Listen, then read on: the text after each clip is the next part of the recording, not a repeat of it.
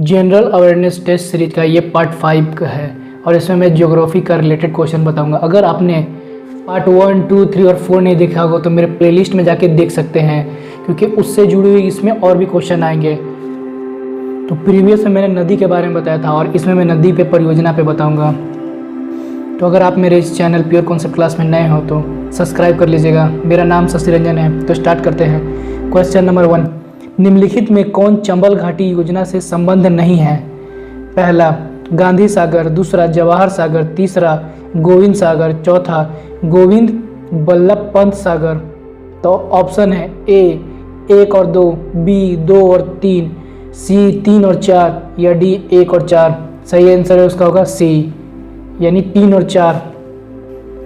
मतलब गोविंद सागर, गोविंद बल्लभ पंत सागर ये चंबल घाटी योजना में संबंध नहीं रखते। बाकी गांधी सागर और जवाहर सागर ये चंबल घाटी योजना में संबंधित रखते हैं।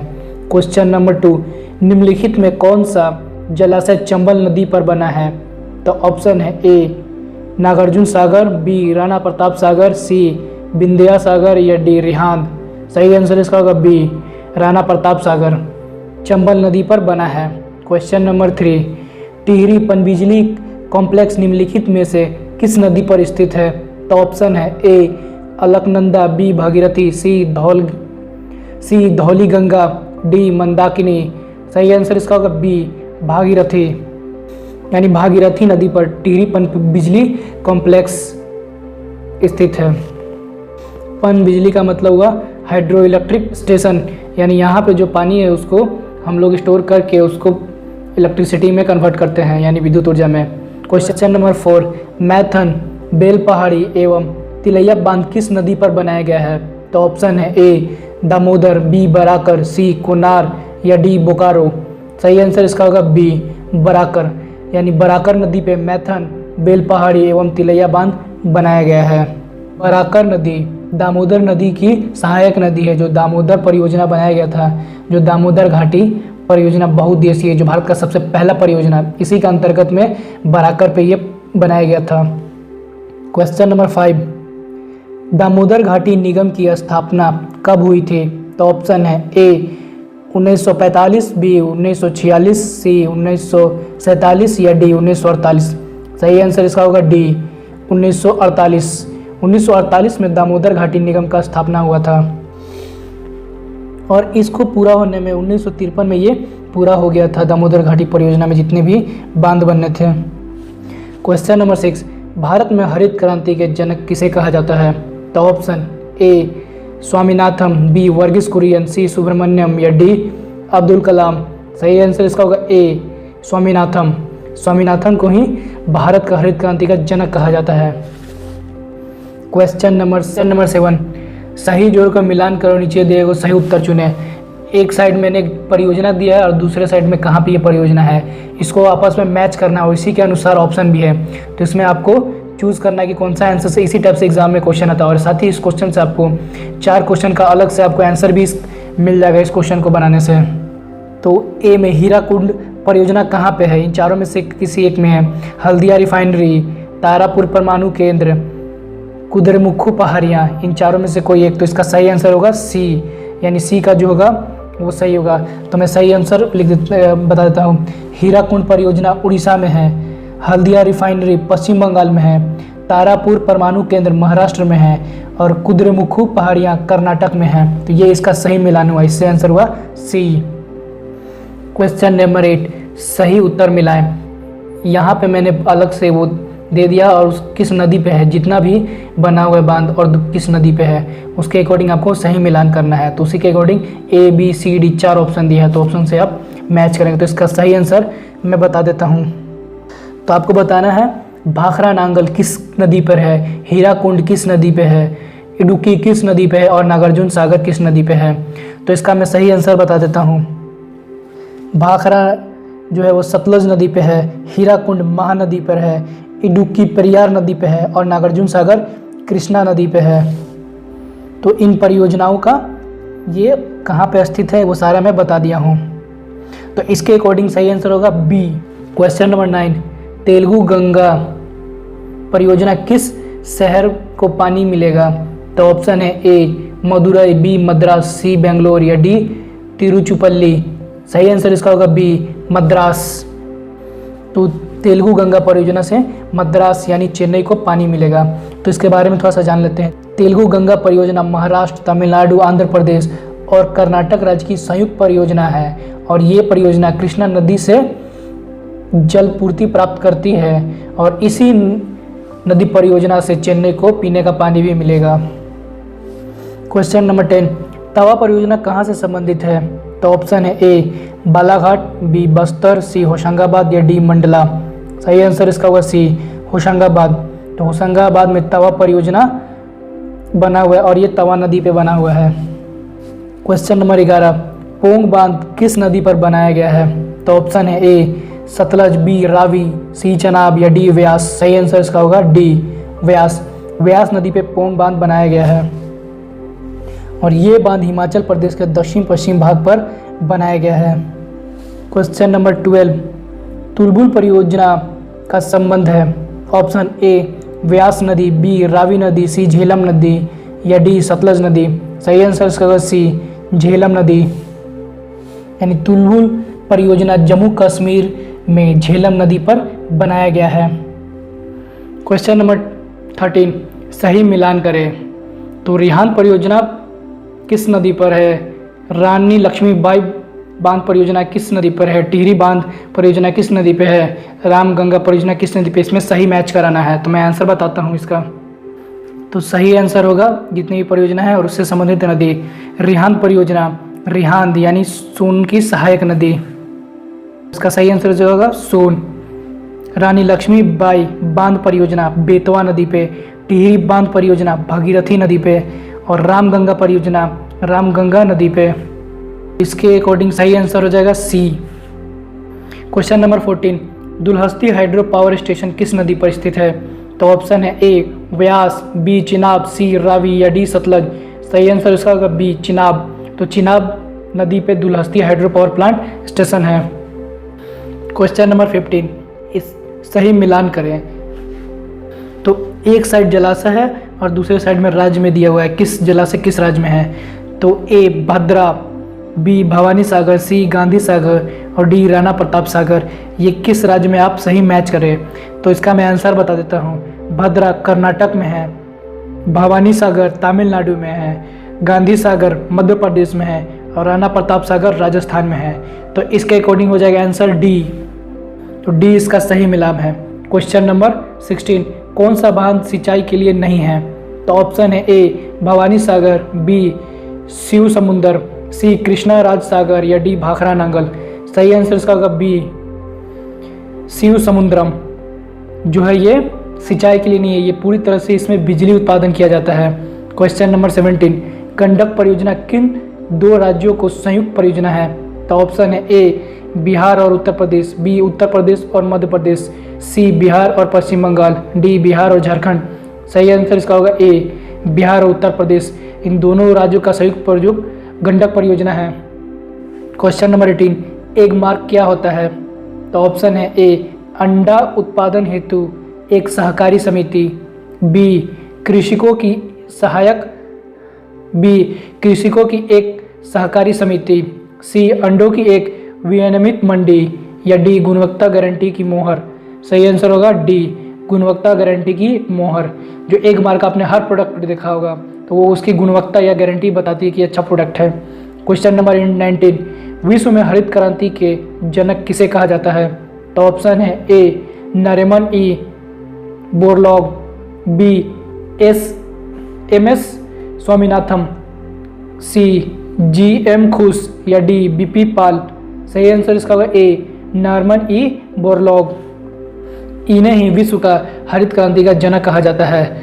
हरित क्रांति से क्या अभिप्राय है? तो ऑप्शन है ए हरी खाद का प्रयोग, बी अधिक फसल उगाना, सी उच्च उत्पाद वैरायटी प्रोग्राम या डी हरित वनस्पति।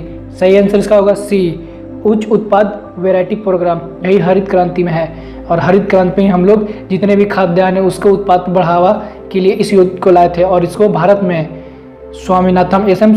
स्वामीनाथन ने लाया था। क्वेश्चन नंबर 21, हरित क्रांति के घटक चुनिए। पहला, उच्च उत्पादन देने वाली किस्म की बीज। दूसरा, सिंचाई। तीसरा, ग्रामीण विद्युतीकरण। चौथा, ग्रामीण सड़कें और विपणन। तो ऑप्शन है 1 और 2। तो ऑप्शन है ए 1 और 2, बी 1, 2 और 3, सी 1, 2 और 4 या डी ऑल ऑफ दीज। सही आंसर इसका होगा डी। ये जितने भी दिए हुए हैं वो सारे के सारे आंसर होगा।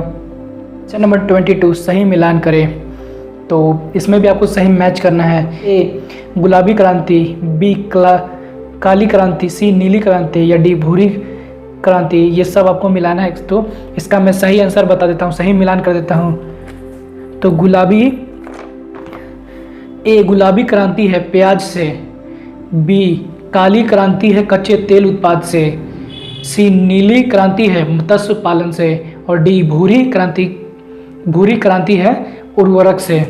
तो इन सब के लिए अलग अलग क्रांति किया गया, तो इन सब की उत्पादकता बढ़ाने के लिए। तो इसके अनुसार डी इसका सही आंसर हो जाएगा 3, 1, 2, 4।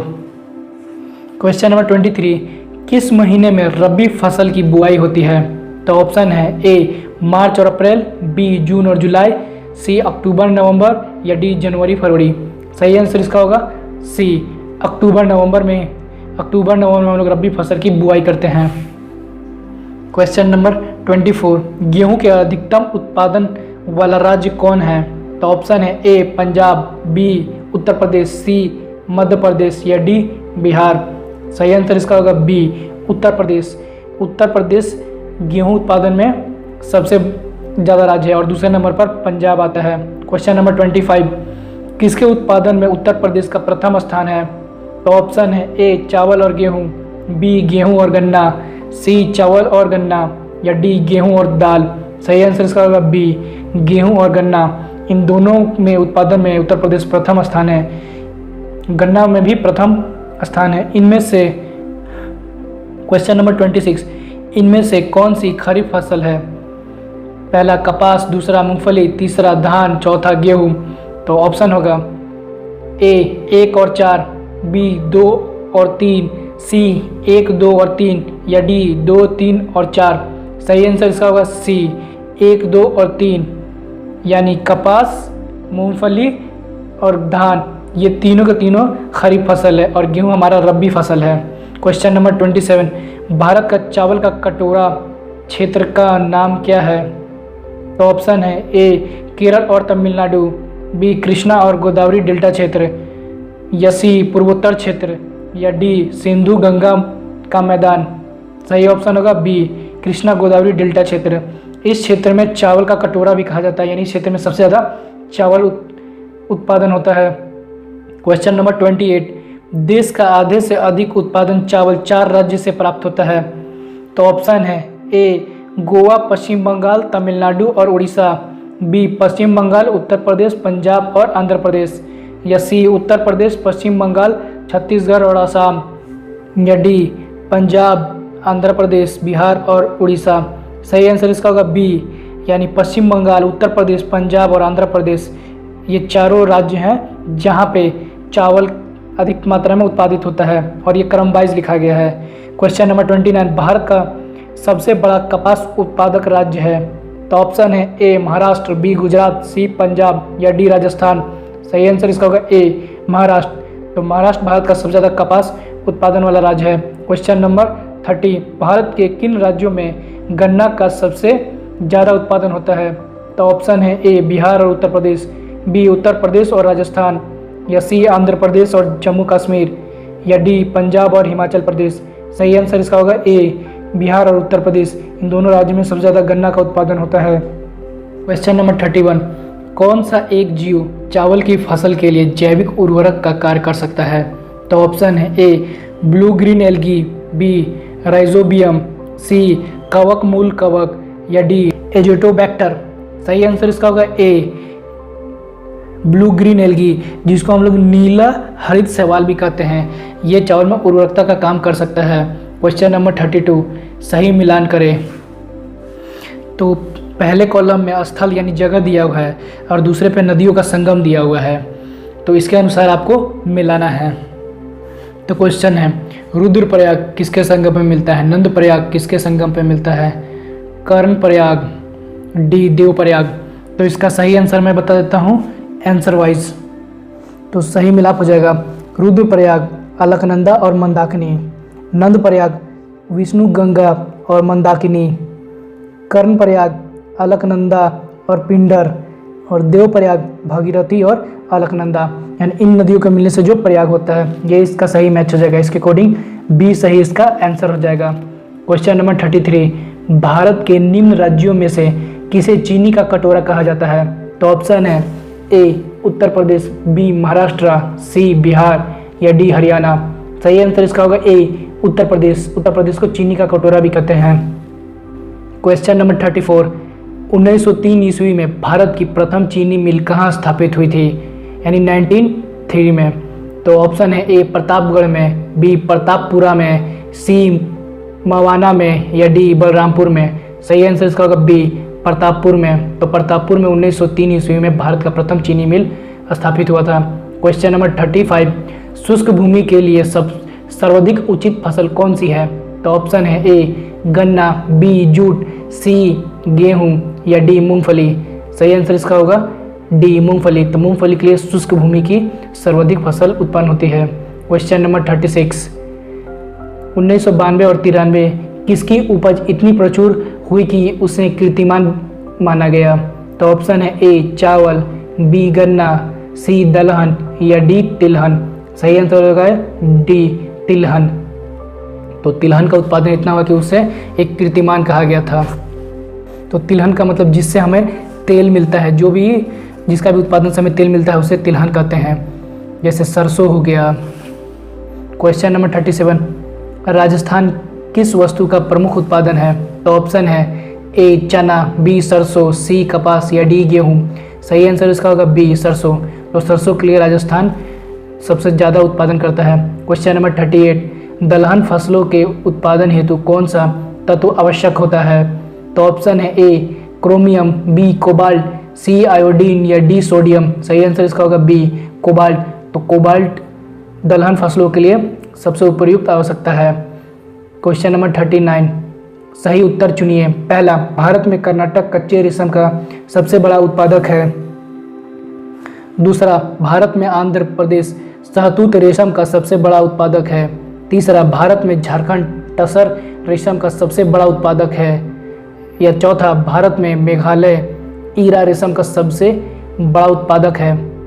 तो ऑप्शन है ए 1 और 2, बी 2 और 3, सी 1 और 3 या डी 2 और 4।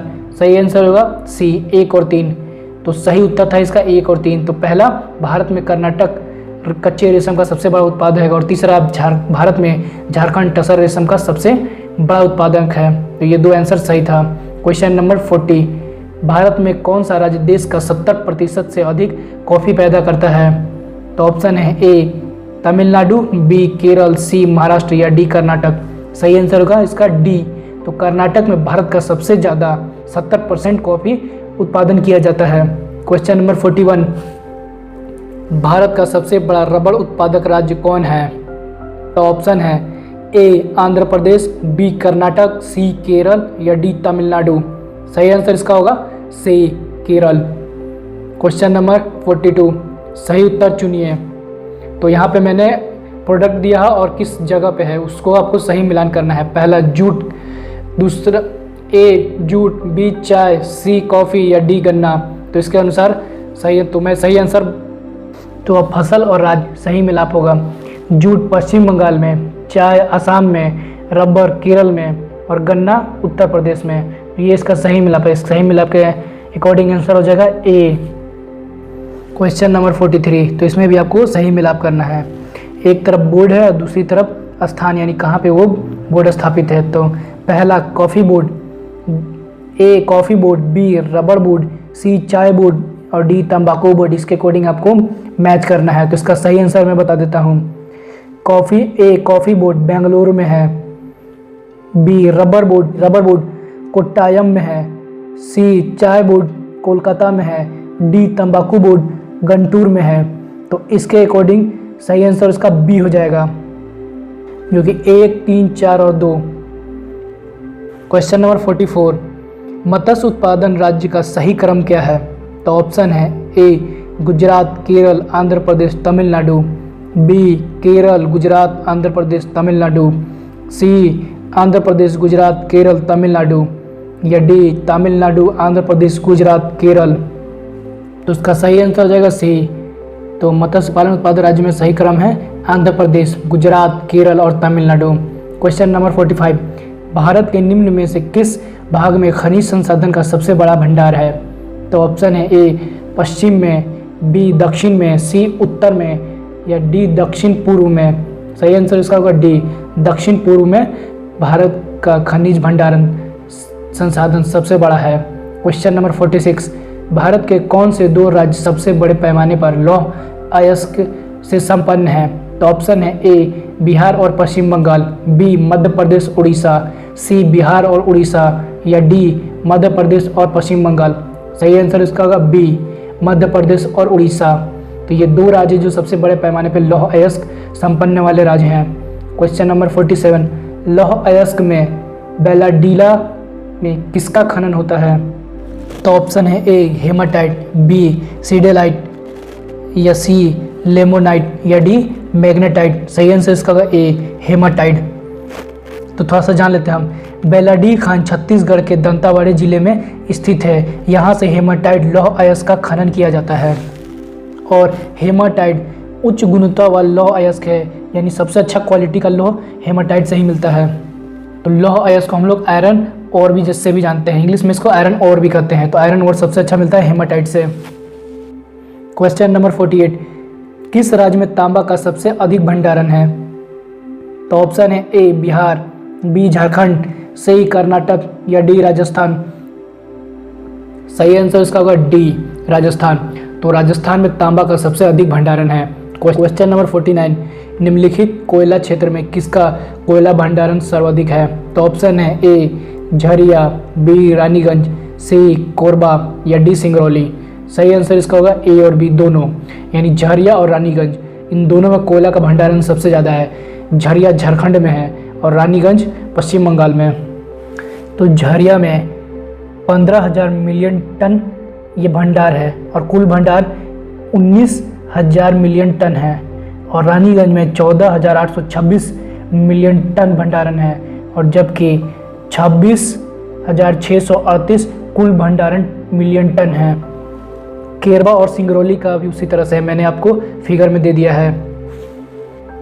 क्वेश्चन नंबर 50, भारत में सबसे पुराना तेल का भंडार कहाँ है? तो ऑप्शन है ए मुंबई महाराष्ट्र, बी ओमकारेश्वर गुजरात, या सी नौगांव गुजरात, या डी डिगबोई असम। सही आंसर इसका जगह डी डिगबोई असम। तो भारत में सबसे पुराना तेल का भंडारण डिगबोई असम में है।